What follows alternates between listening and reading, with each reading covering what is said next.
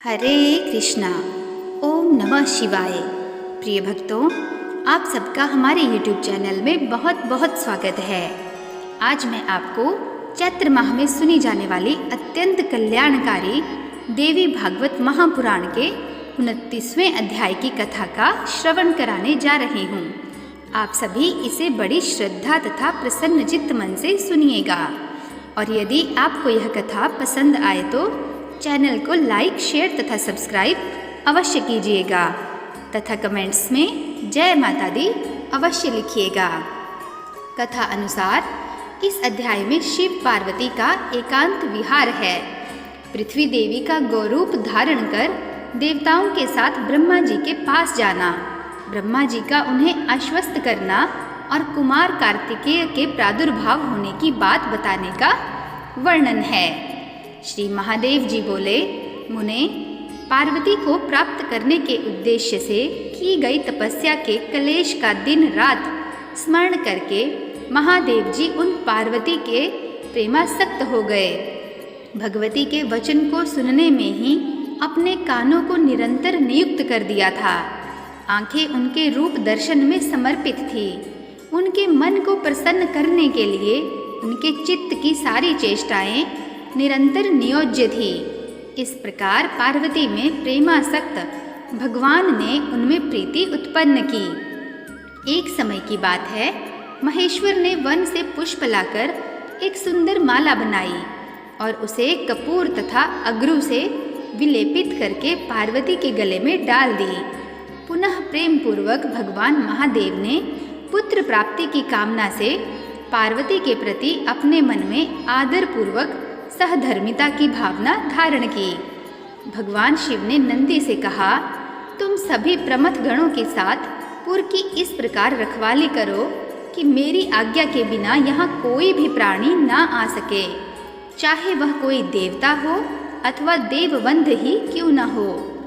यह सुनकर देवादिदेव की आज्ञा से वे नंदी समस्त प्रमथ गणों के साथ उस पुर के द्वार की रक्षा में तत्पर हो गए।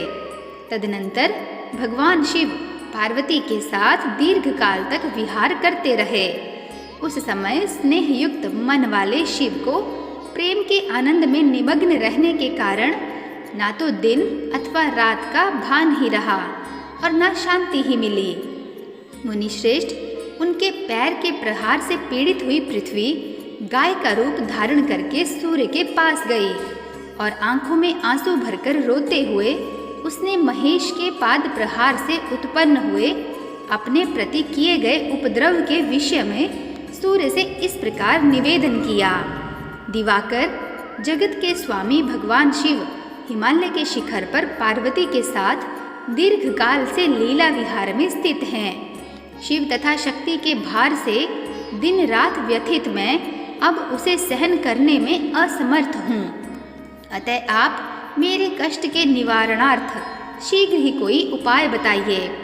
पार्वती को प्राप्त करके उन जगतपति महादेव को ना तो रात का ज्ञान रह गया है और ना ही दिन का। वे महेश क्षण भर के लिए भी पार्वती से विरत नहीं हो रहे हैं, तथापि उन्हें शांति नहीं मिल रही है। श्री महादेव जी बोले, इस प्रकार पृथ्वी का वचन सुनकर भगवान सूर्य उस पृथ्वी के साथ वहां गए जहां इंद्र आदि प्रधान देवता विद्यमान थे। वहां पर उन्होंने उनसे वह सब घटना बताई जैसा पृथ्वी ने उनसे निवेदन किया था। महामुने, उसे सुनकर सभी देवतागण पृथ्वी को साथ लेकर तत्काल ब्रह्मा जी के पास पहुँचे। मुनिश्रेष्ठ, तत्पश्चात उन देवताओं ने गौ रूप धारण की हुई पृथ्वी को आगे करके जगत के पति उन ब्रह्मा जी से कहा, ब्राह्मण सुनिए, महादेव हिमालय के शिखर पर जगन्दात्री पार्वती के साथ दीर्घ काल से विहार कर रहे हैं, फिर भी उन्हें शांति नहीं मिल पा रही है। इस प्रकार वे महेश्वर किसी भी प्रकार धैर्य धारण नहीं कर पा रहे। शिव तथा शक्ति के भार से पीड़ित यह वसुंधरा रसातल जाने की स्थिति बनने पर हम लोगों के पास आई हैं। त्रिजगतपते, इस स्थिति में क्या किया जाए वह हमें बताइए। उनका यह वचन सुनकर लोक पितामह ब्रह्मा ने देवताओं को बार बार सांत्वना देकर उनसे कहा, हे महेश्वर, देवताओं का कार्य सिद्ध करने के लिए ही लीला विहार में संलग्न हैं। इससे रसस्खलित तेज के प्रभाव से जो पुत्र उत्पन्न होगा वही तारकासुर का संहारक होगा, इसमें संशय नहीं है। किंतु यदि पार्वती के गर्भ से शंभु का पुत्र उत्पन्न होगा तो वह देवता तथा असुर इन दोनों का विनाश कर देगा। उसके इस पराक्रम को संसार भी सहन नहीं कर पाएगा। अतः देवतागण, जिस किसी भी तरह से संभव हो, शंभु के इस रेत से किसी अन्य स्थान में एक पुत्र उत्पन्न हो, वैसी चेष्टा आप लोग करें। मैं वहीं चल रहा हूँ जहाँ वे महेश्वर विराजमान हैं और पार्वती के साथ स्थित हैं। शंभु के संसर्ग में विलग रहने के लिए महेश्वरी पार्वती से प्रार्थना करते हुए आप सभी लोग भी मेरे साथ वहाँ तत्काल चलिए। नारद देवताओं से ऐसा कहकर ब्रह्मा जी तत्काल वहाँ के लिए प्रस्थित हो गए, जहाँ देवेश्वर शिव उमा के साथ विहार कर रहे थे। महामते, तत्पश्चात सभी देवता भी वहाँ पहुँच गए और उन्होंने पार्वती तथा शिवजी को आनंद में निमग्न देखा। उनके आ जाने पर भी भगवान शिव विरत नहीं हुए, पार्वती देवी भी संकुचित नहीं हुई और उन्होंने भगवान महेश्वर का परित्याग नहीं किया।